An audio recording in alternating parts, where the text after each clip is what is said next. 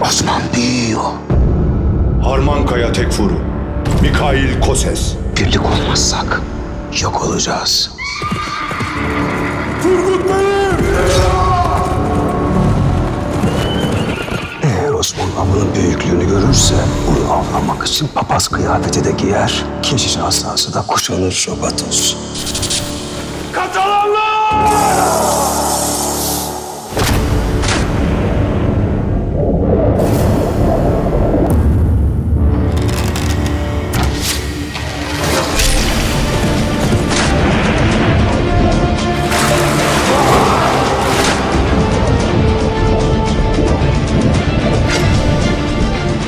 Kurtuluş, adalet sancağını açan Osman Bey'dedir.